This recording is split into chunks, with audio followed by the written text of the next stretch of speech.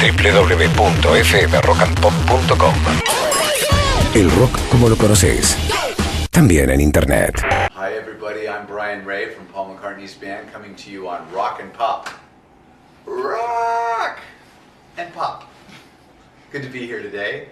I'm excited to be here in Buenos Aires for my very first show, my very first trip to Buenos Aires, and gorgeous city. Having a great time, and today is our first show day. I'm excited about it. And have you been preparing you in some way, or just it's like? I've been eating a lot in preparation.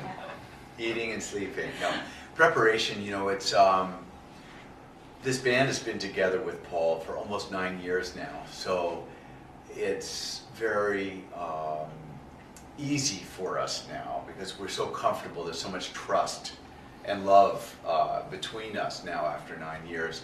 So really it's just down to your personal preparedness, and maybe that's going to the gym, maybe it's walking around the city and feeling the air and getting a sense of the city and of the people, and it gives you something to feel like you're connected to when you go out. So it's not just another crowd anywhere, you're in the crowd in Buenos Aires, you know.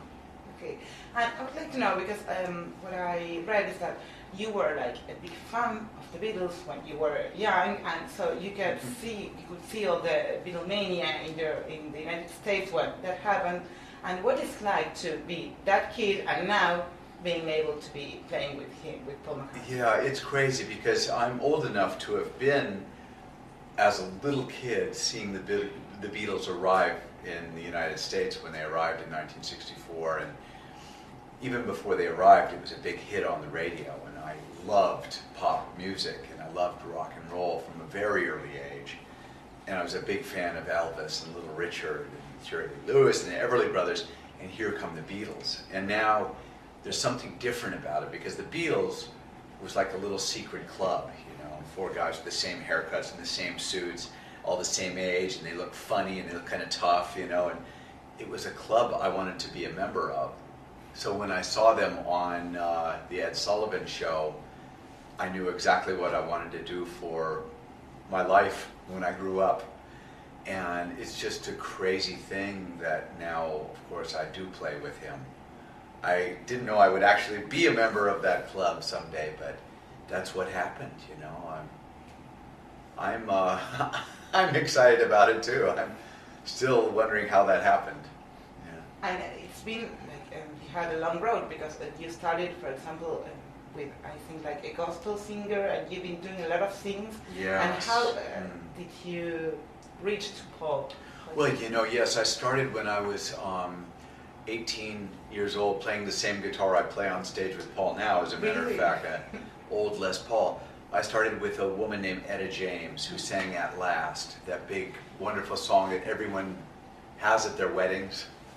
And great singer, great performer. And I went on with Etta James and then several other people, and then did a lot of records, and I wrote a song for Smokey Robinson. But there were also years there where I questioned, what am I doing? I'm not making enough money to really have a real life. Let's get real, let's grow up. What am I gonna really do? And I just continued to have faith that if I did something I loved that seemed to make other people feel and other people happy in any little way I could, I am contributing to the world. I'm contributing. So even if I had a bad year, I would just pray, show me the way. And listen, if the music is not the way, then show me what is the way, and I'll do that. But the answer kept coming back, music. Here's another check. Here's another job. And I went from job to job to job, sometimes very wealthy, sometimes not wealthy at all. And I just stayed with it. And I think the difference is I just chose to say yes at every opportunity, even when I thought the job was not for me, or if I thought the job was beneath me, or I was scared of the job because it was too big. I still said yes.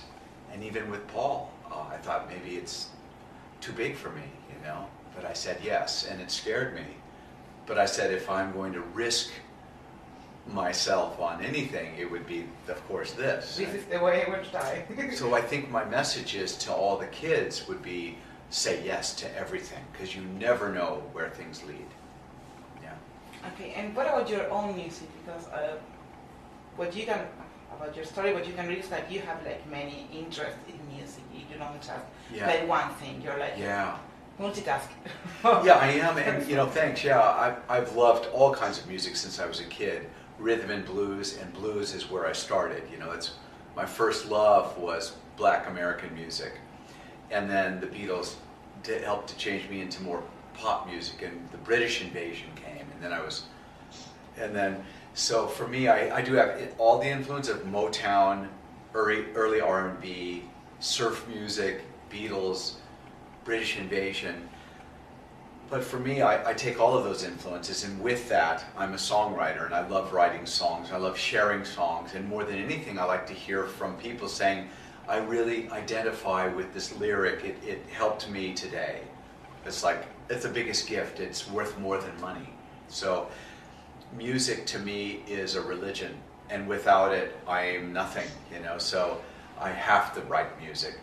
I'm just fortunate that with Paul, I get to, be secure in my job and have some money to be able to spend on an album and to create a solo album, And I'm now just finished my second solo album called This Way Up on Sony Icon Records, and it's available at my website, brianray.com, and it's a good, I think, modern rock record, guitar-driven, very song-driven, lots of hooks, lots of crazy guitars.